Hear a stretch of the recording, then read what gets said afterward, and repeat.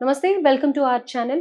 నూజివీడులో గౌతు లచ్చన్న విగ్రహ ఆవిష్కరణ జరిగింది. అందులో భాగంగా కొంతమంది టీడీపీ నాయకులు వెళ్ళడం జరిగింది.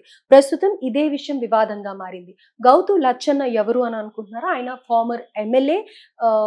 ఆంధ్రప్రదేశ్‌కి 2006 వరకు ఆయన వర్క్ చేస్తూ ఉన్నారు. 96 ఇయర్స్ ఏజ్‌లో ఆయన చనిపోవడం జరిగింది. అయితే సర్దార్ గౌతు లచ్చన్న అని అంటూ ఉంటారనమాట ఆయనని.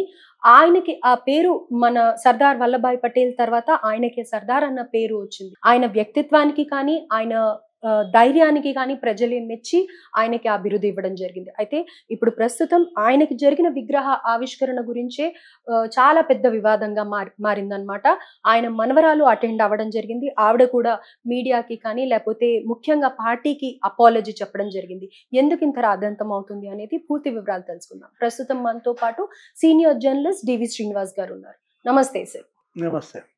సార్, అయితే లచ్చన్న మనవరాలైన శిరీష గారు కూడా మీడియాకి కానీ, పార్టీకి కానీ సారీ చెప్పాల్సి వచ్చింది. లచ్చన్న విగ్రహ ఆవిష్కరణ పెద్ద వివాదంగా మారింది. ఆయన మనవరాలు పార్టిసిపేట్ చేసింది అందులో. అలాగే పార్థసారథి గారు ఇంకొంతమంది వెళ్ళడం జరిగింది అక్కడికి. కానీ వీళ్ళిద్దరూ కూడా పార్టీకి సారీ చెప్పడం జరిగింది. ఎందుకని ఇది ఇంత పెద్ద వివాదంగా మారింది? లోకేష్‌కి కూడా ఈ విషయంగా కోపం వచ్చింది అనేసి వినిపిస్తోంది. గౌతు లచ్చన్న ఆయన పార్టీకి అతీతుడు.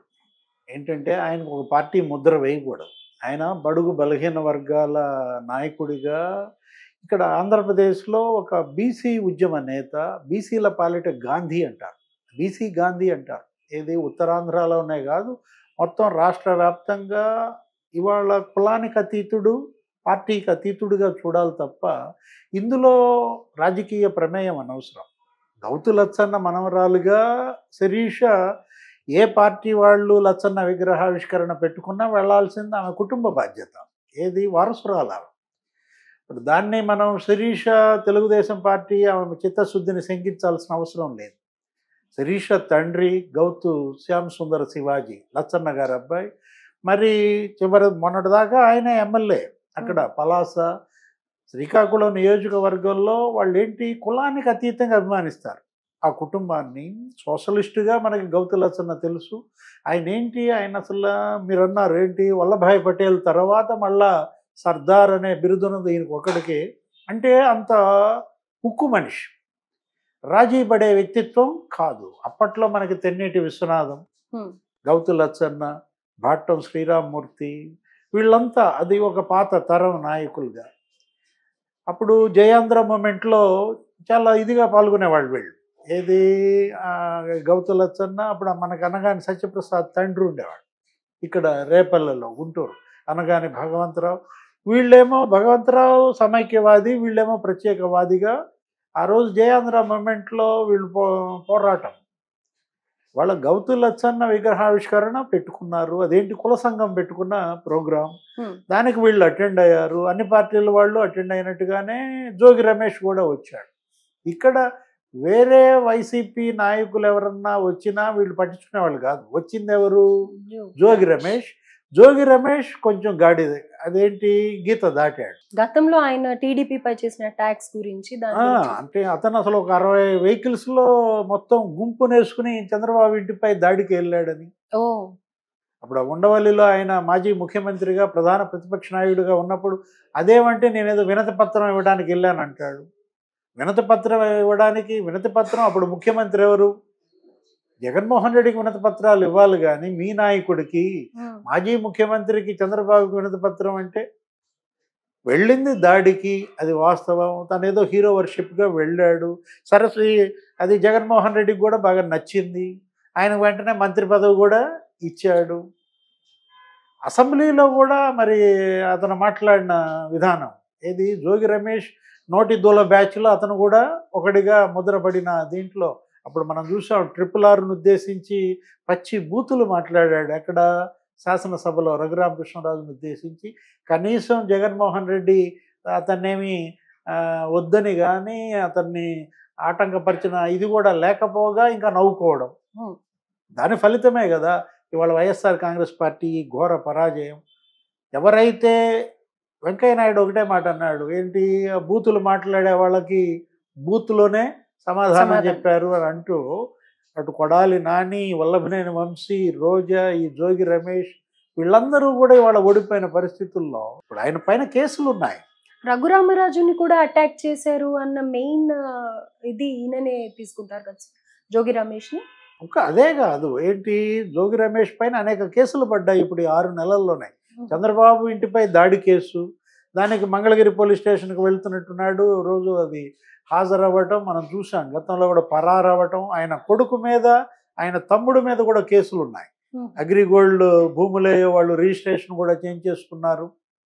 వివాదాస్పద భూములు వీళ్ళ పేరు మీద మరి చేసుకున్న దాంట్లో మరి జోగి రమేష్ కొడుకు జోగి రాజీవ్ వీళ్ళందరూ కేసులు పడ్డ దీంట్లో అట్లాంటి వ్యక్తితో వీళ్ళు వేదికను పంచుకోవటం తీసి పక్కన పెట్టండి, ఓపెన్ టాప్ వెహికల్ పైన ఊరేగటం, అది ప్రధానంగా తెలుగుదేశం పార్టీ శ్రేణులు వాళ్ళు ఏంటి డైజెస్ట్ చేసుకోలేని పరిస్థితుల్లో. ఇంకా శిరీష కూడా బలైంది.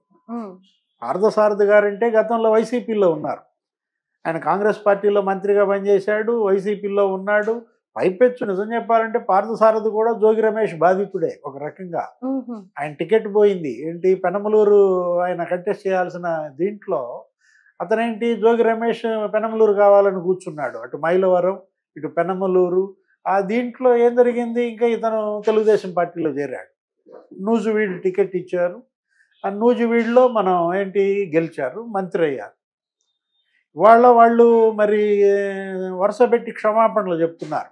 అంటే వీళ్ళకి ముందుగా తెలిసి ఉండదా సార్ అక్కడ ఏం జరుగుతుంది, ఎవరెవరు వస్తున్నారు అనేది ఇన్ఫర్మేషన్ ఉంటుంది కదా? అంటే తెలుసున్న అన్ని పార్టీల వాళ్ళు వస్తారు, వీళ్ళు అదే వస్తారు. ఓకే, అదేంటి ఇప్పుడు పొట్టి శ్రీరాములు విగ్రహావిష్కరణ అంటే అన్ఎక్స్పెక్టెడ్ పర్సన్ గా జోగి రమేష్ ఉండడమే అక్కడ మెయిన్ ప్రాబ్లం అయిపోయింది అంటారా? కుల సంఘం సమావేశానికి అన్ని పార్టీల వాళ్ళు రావడం కామన్. పొట్టి శ్రీరాములు విగ్రహావిష్కరణ పెడితే తెలుగుదేశం వైశ్యులు వస్తారు, వైఎస్ఆర్ కాంగ్రెస్ పార్టీ వైశ్యులు వస్తారు, కాంగ్రెస్ పార్టీ వైశ్యులు వస్తారు, అందరూ వచ్చి వైశ్య కులానికి ఆ పార్టీ చేసింది చెప్పుకుంటారు. జోగి రమేష్ కూడా ఈ ప్రోగ్రాంకి రావడానికి ఎవరు తప్పు పట్టాల్సిన అవసరం లేదు. కాకపోతే ఏంటి, జోగి రమేష్ ఎక్కిన వెహికల్ వీళ్ళు పంచుకోవడం తప్పు. ఏది తెలుగుదేశం మంత్రి పార్థసారథి కానీ, మరి తెలుగుదేశం ఎమ్మెల్యే గౌతు శిరీష కానీ, టీడీపీ ఎమ్మెల్యేగా మరి చంద్రబాబుని అన్ని మాటలు అన్నటువంటి జోగి రమేష్ ఆ వెహికల్ ఎక్కితే నేను ఎక్కను అని గనక ఆమె అన్న, పార్థసారథి గారు ఓపెన్ టాప్ వెహికల్ మీద ఆయన్ని నిరోధించిన వీళ్ళకి మంచి ఇది వచ్చిండేది, క్రెడిబిలిటీ, కొంత ఇమేజ్ పెరిగేది. ఓకే, వెళ్ళడం వరకు వేదిక పంచుకోవడం వరకు ప్రాబ్లం కాదు, కానీ ఒకే వెహికల్ లో ట్రావెల్ చేయడం, పాల్గొంటూ అభివాదాలు చేసుకుంటూ వెళ్తుంటే అది ఎలా ఉంది, కలిసిపోయారు. అది కాస్త ఏంటి, జోగి రమేష్ తెలుగుదేశంలో చేరాడా లేకపోతే తెలుగుదేశం వాళ్ళు వైఎస్ఆర్ కాంగ్రెస్ పార్టీలో చేరారా, అది సరైన సందేశం కార్యకర్తల్లోకి ప్రజల్లోకి పంపలేదనేదే ఇవాళ తెలుగుదేశం పార్టీ అటు అధిష్టానం కానీ ఇటు మరి శ్రేణుల్లో కానీ సోషల్ మీడియాలో ఇవాళ ఇంత ట్రెండింగ్ జరుగుతుందంటే, ఇంత తీవ్ర ఆగ్రహావేశాలు వ్యక్తం అవుతున్నాయంటే కారణం దానికే. వాళ్ళు ఏదో సంజాషి కూడా అడిగినట్టున్నారు, వీళ్ళిద్దరూ కూడా చెప్పారు. ఇది పార్థసారథి గారు నిన్న మాట్లాడారు, తర్వాత ఈరోజు ప్రెస్ మీట్ పెట్టాడు, నెక్స్ట్ శిరీష కూడా చెప్పింది. శిరీషని శంకించడం తప్పు. ఎందుకంటే ఇక్కడ శిరీష కొత్తగా తను మరి ఏది తెలుగుదేశం పార్టీ గురించి తను గుండెలు దించుకొని చూపించాల్సిన అవసరం లేదు, ఆమె బాధితురాలు. జగన్మోహన్ రెడ్డి వైఎస్ఆర్ కాంగ్రెస్ పార్టీ బాధితురాలుగా శిరీష్ ఒక పెద్ద ఫైట్ చేసింది అక్కడ. ఎక్కడ, పలాసలో, శ్రీకాకుళంలో సీదిరి అప్పలరాజు ఆ తెలుగుదేశం కార్యకర్తల పైన కేసులు పెట్టించటం, ప్రతి దాని విషయంలోనూ శిరీష ఫైట్ చేయటం, టీడీపీ పట్ల, తెలుగుదేశం సిద్ధాంతం పట్ల, గౌతు కుటుంబానికి కానీ శిరీష, శ్యామ్ సుందర్ శివాజీ గారు వాళ్ళని శంకించకూడదు, అది తప్పు అన్నమాట. సరే, whatever it may be, Lachanna మనవరాలుగా ఎక్కడ లచ్చన్న విగ్రహావిష్కరణ చేసినా వెళ్ళే బాధ్యత ఆమె పైన ఉంది. దానికి పార్టీతో సంబంధమే లేదు, ఏ పార్టీ వాళ్ళు పిలిచినా వెళ్ళాలి. వంగవీటి రంగా విగ్రహావిష్కరణ, ఇప్పుడు ఇవాళ మరి రాధా అది తెలుగుదేశంలో ఉన్నాడు, వైఎస్ఆర్ కాంగ్రెస్ పార్టీ వాళ్ళు పెట్టారు అది అని వెళ్ళకుండా ఉంటాడా, వెళ్ళాడు కదా. కొడాలి నాని ఉన్నాడు అక్కడ, కొడాలి నాని మరి వంగవీటి రాధా మరి ఆ విగ్రహావిష్కరణలో పాల్గొన్నారు కదా. అప్పుడు లేని వివాదం ఇప్పుడేంటి, ఇదేంటంటే చూసే కళ్ళని బట్టి ఉంటుంది. సరే చిలవల పలవలుగా వీళ్ళు ఇది చేసుకుంటూ వెళ్ళిపోతున్నారు. సోషల్ మీడియా ఇవాళ డిసైడ్ చేస్తోందనమాట. ఒక రకంగా చెప్పాలంటే రాజకీయ పార్టీలని సోషల్ మీడియా డిసైడ్ చేస్తున్నట్టు కనపడుతోంది. శిరీష్ అది దురదృష్టం. ఏంటి తనని ఈ విషయంలో ఈ విధంగా బదనాం చేయటం చాలా తప్పనమాట. ఆమె పోరాటాన్ని పార్టీ